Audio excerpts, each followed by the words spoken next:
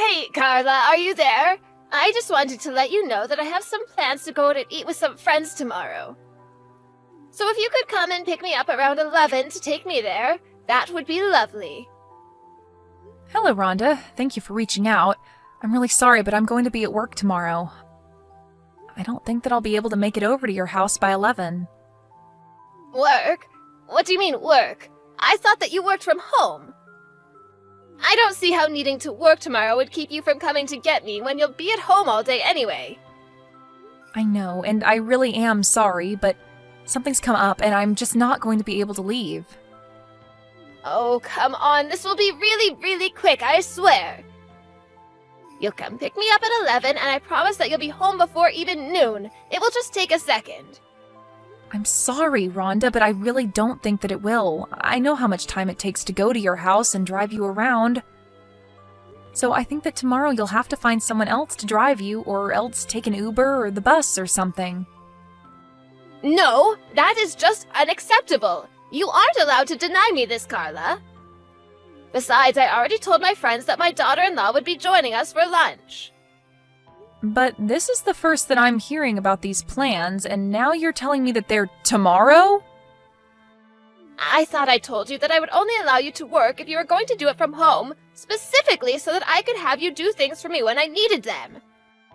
But if you can't even do that, then you should just go back to being a housewife.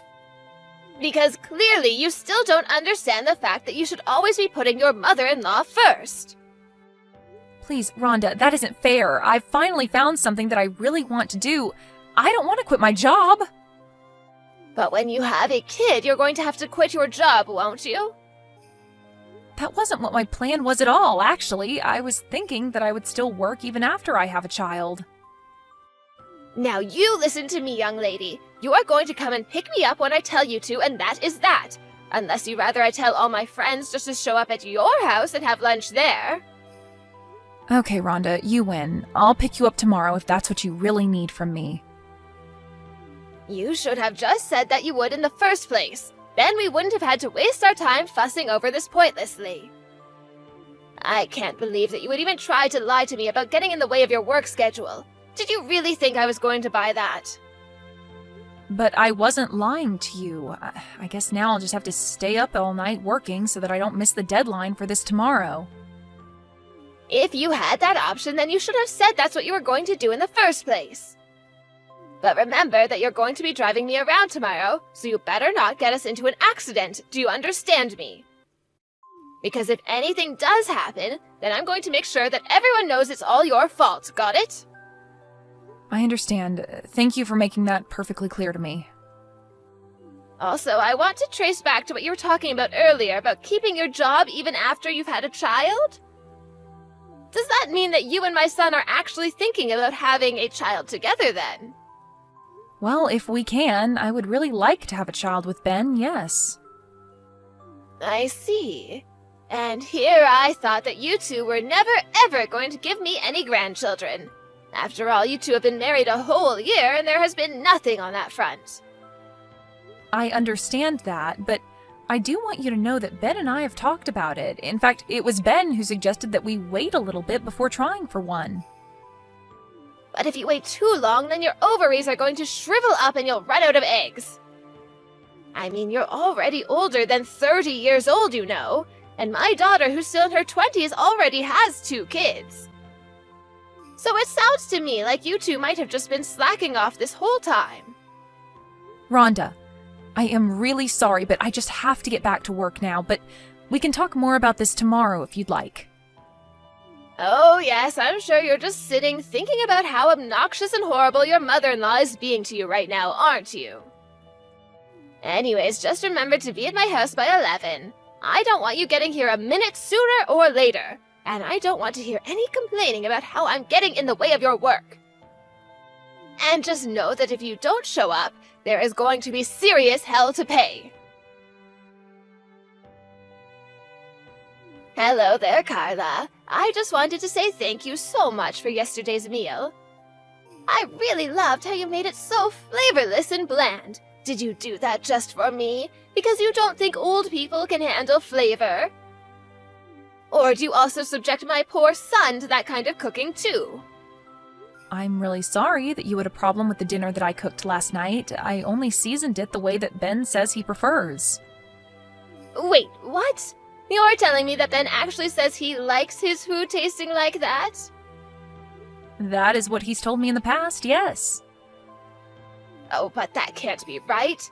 Sometimes I just don't know what goes on in that head of his. But I know that he must be lying to you. I really don't think that my husband was lying about how I make him his food.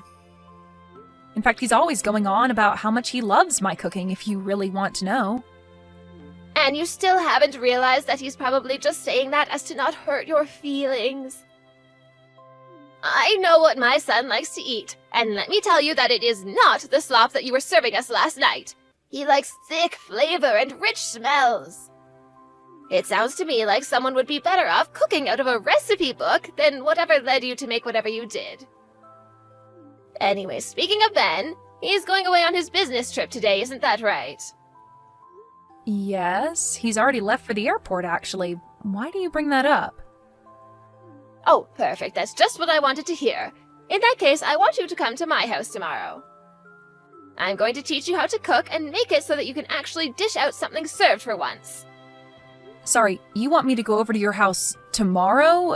I don't think that will work. I'll be working then. Oh, there you go again, trying to use your work to get out of doing what I tell you to. So you're really telling me that you don't think you need any kind of training? Are you okay? Were you dropped on your head as a child or something?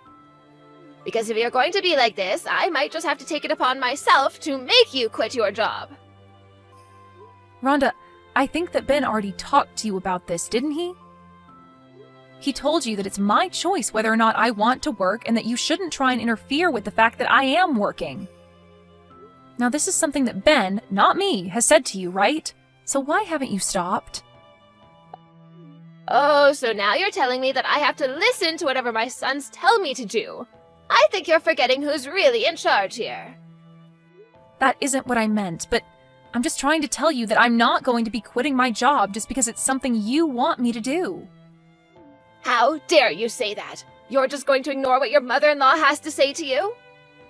I'm not ignoring. I am very much listening to what you have to say. I'm just telling you that I'm not going to quit my job because you want me to. Now you listen here, young woman. I am your mother-in-law, and when I say jump, the only thing I should be hearing from you is how high. You really need to learn your place in this relationship. You're already on thin ice by not coming to live with me. How dare you take away my eldest son when he should be staying at home taking care of his mother in her advanced years? I'm really sorry to tell you this, Rhonda, but not living with you was actually Ben's idea. But he only reached that decision because of all the pressure that you were putting on him, weren't you? Well, you aren't going to control me like that, I can tell you that much. In fact, you should be trying to change his mind and telling him that you both should come and live with me. That's the least a daughter-in-law could do for her mother-in-law. Well, I'm sorry, but I just don't really see that happening, Rhonda. You really are just a terrible person, do you know that? Just the worst. I have no idea what my silly son was thinking when he decided it would be a good idea to marry you. Even his sister was smart enough to move in with her husband's family. And now she spends her days from sunup to sundown being a loyal daughter-in-law to her in-laws. And I am sure that that is her way of trying to get along with her husband's family. I would really like it if we could find a way to get along too. Oh, please, of course you don't. If you really did, then you would just shut up and do as I tell you. But I know that your real goal is to keep turning my son against me until he wants nothing to do with me. But it's you and Ben who should end things. And just what do you mean by that? What do you think I mean by that? I mean that the two of you should get a divorce. After all, what's the point of being married if you're not even pregnant yet? As far as I'm concerned, that just makes you useless. And at least if the two of you did break up, then Ben might be able to find a decent wife for himself. Rhonda, I think that you're being unreasonable right now, and I really don't like you suggesting that Ben and I should get a divorce. In fact, that thought has never ever crossed either of our minds. Well, if you don't want my son to leave you, you better start pulling your weight around here. And you can start doing that by showing up to my house tomorrow. It's high time you learn what it means to be a good wife and daughter-in-law. And I don't want to hear any excuses about how you can't come because of your job. Okay then, I'll go to your house tomorrow, but let's please just try to get along. Oh, hey there, Kate. Sorry I wasn't able to take your calls. There was actually something that I was wanting to talk to you about as well, so maybe we should arrange a time we can both talk. Carla, I want to know what your deal is. How can you hurt my mom like that? My mom called me out to go and visit her at home, and she was bleeding from her head. She told me that you did that to her. What's the matter with you? I'm going to call the cops on you. I don't think that there's any need for you to go and do that. What are you talking about? You think I'm just gonna let you get away with this? No, I'm not trying to get away with anything, and I'm not trying to run away. It's just that the police are already on their way over there, so tell your mom to get ready for that. And just what is that supposed to mean? Did you go to the cops or something? I did, actually. I filed a report against your mom, if you must know. Hold on a second. What are you even talking about right now, Carla? You hurt my mom and made her bleed, and yet you're the one trying to file a report against her? Or did you just turn yourself in? I don't get what's going on here. That much I already know, but the fact of the matter is that your mom was the one who hurt me when she pushed me down the stairs. Wait, what? I'm still confused. Now you're telling me that my mom fell down some stairs? But what about her bleeding head injuries? I don't know about that, but I was the one who fell down the stairs while she just stood there and watched. Carla, are you telling the truth about all of this? Of course I am. I don't have any kind of video evidence if that's what you're after, but I do have an audio recording of it happening. I suppose that will have to serve as the proof that I have of what happened. You were recording the whole thing? But why? I'm still just confused here. I made a recording so that I would have proof of all the horrible things that your mom was saying to me. And it wasn't just this one time that she was doing this. She's been treating me horribly ever since I married your brother. I have talked about this with Ben, and it's getting to the point that we're thinking of just cutting communication off with your mom entirely. I don't believe it. Was my mom really bullying you? I really had no idea. Well, I'm very sorry that you had to find out like this. To be honest, it was something that I didn't want you to get dragged into. No, you don't have to apologize to me. I'm the one who should be sorry. I mean, I had no idea that this was going on this whole time.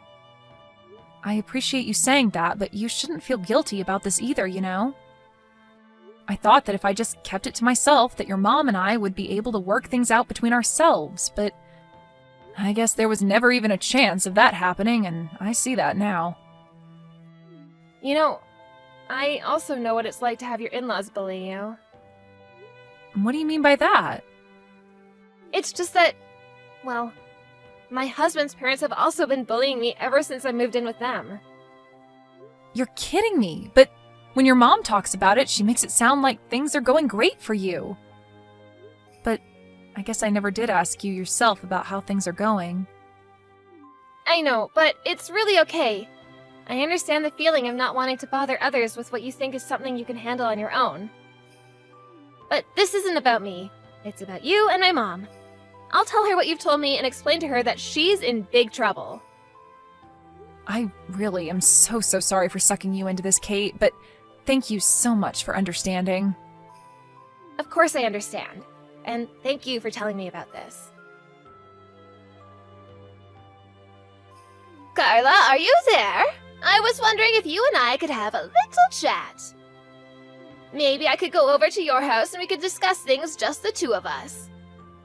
I thought that both of your children made it very clear to you that you are not to get near me, no? Of course. But then maybe I should just text you about what I wanted to talk about.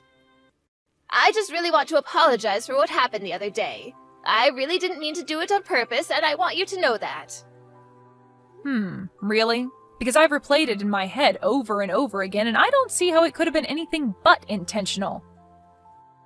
I even recorded the things you were saying to me right before it happened, right before you shoved me down those stairs. So I really don't think that anyone is buying that what you did was accidental. Well, okay, so I gave you a small little push, but it was just a little joke. I don't care if you thought it was a joke. It resulted in me breaking some bones. Not only that, but then you tried to tell people that I was the one who shoved you down the stairs. You're right, but it was just because I was so worried that people might blame me. Well, they should. It was all your fault that I fell in the first place. What is even the point of this conversation? I'm leaving. Oh, wait, no, Carla, don't. Because I really am so sorry about this. Can't you go to the police and explain to them that this was all a big mistake? But it isn't a mistake. We know exactly what happened, and you did what you did on purpose. Please, I really didn't mean to. I swear to never do anything like that to you ever again. Besides, it's not like you didn't do anything to me. Right as you were falling, you took a swipe at me. If you had actually hit me with it, I could have been really hurt.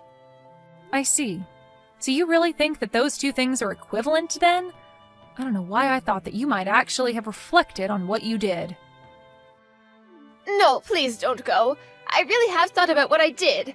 I know that it was wrong of me to do that to you. So, can you please just talk to my children and tell them to not leave me? I don't know how I'm supposed to live with myself if they leave me like this. I need you to forgive me so that they can forgive me too.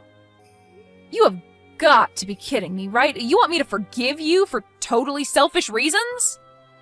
But if you don't do this for me, then I'm never going to be able to see my family ever again. Don't you realize that? I just need you to go talk to my children and the cops and tell them that this was all just one big mistake. And just why should I go and do all of this for you when you haven't even given me a real apology? You're asking for all of this just for your own benefit when you haven't shown any remorse for what you've done to me. Look, I know that I might have pushed you down the stairs and that you hurt yourself falling down, but you have to realize that I didn't have that much family left. I mean, my kids are basically all I have left now, and if I don't have them, then who am I supposed to have to take care of me when I get older? Incredible. I really just don't even know what to say to that. But honestly, it isn't up to me how your children decide to interact with you. But you could change their minds if you just told them that you weren't mad at me anymore. Please, I need them to forgive me for this. I'm begging you here. You don't know what this is going to do to me. I don't have any more kids in my life. You can beg me for this all you want, but I don't think that anything is going to change until you realize that you've done this all to yourself. I've tried explaining to you over and over again that I had my own life and career to worry about, and yet you constantly kept trying to control me. Then Ben went away for his business trip, and you tried to wedge yourself into my life even more than before. And all the while you were saying all kinds of terrible things to me.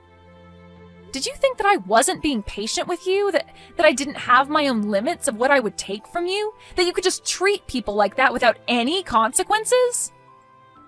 I am so sorry, Carla. You have to believe me. I mean, you know that I never really wanted you and Ben to get divorced, right? I was just saying a bunch of stupid things.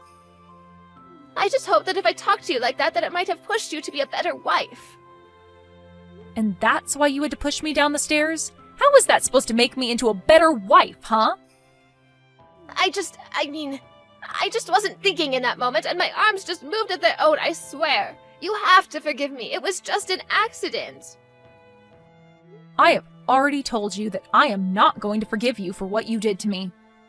But I'm your mother-in-law, your husband's mother. You can't just cut me out of your lives like that. For the last time, I am not the one making that decision. If you don't want your children to stop talking to you, then you need to go and talk to them. But as far as I'm concerned, you and I are not family. Please, don't say anything. I am so sorry for everything. I promise to never ever try to interfere in your life ever again. I won't even be mean to you, and I won't order you around like I did before. I'll do all of that if you just say that you'll forgive me. I really can't believe that you think that's what's going to solve all of this. An apology has no meaning if there's no intent behind it. I have to say that you are just not the person that I thought you were when we first met. I am nothing but disappointed in you. Carla, I'm so sorry for everything. No, you're not. And that's the problem. But hopefully you've learned your lesson from this and can be a better mother-in-law in the future. Of course, it doesn't mean we'll ever let you back into our lives after what you've done. After that, Ben and I talked and we finally settled on dropping the charges that I was going to press against his mother. Instead, we served her with the full bill for my injuries and made her sign on to a restraining order to keep her away from me. Although it was unlikely that the court would have sent a woman of her age to jail, our settlement was a good way to ensure that she would keep away from us. After that, I blocked her on every medium imaginable. I heard from Ben, however, that rumors were spreading around Rhonda's neighborhood about what she did to me. Apparently, Rhonda was so humiliated that she doesn't even leave the house anymore. Afraid of being known as the person who harmed her daughter-in-law and lost her family, Rhonda decided that she had to move away. Now, not even her children know where she is or what she might be doing these days. A few months later, I heard that Kate and her husband talked about what she was going through and that the two of them decided to move out of his parents' house. Ever since then, Kate has seemed much less stressed than before.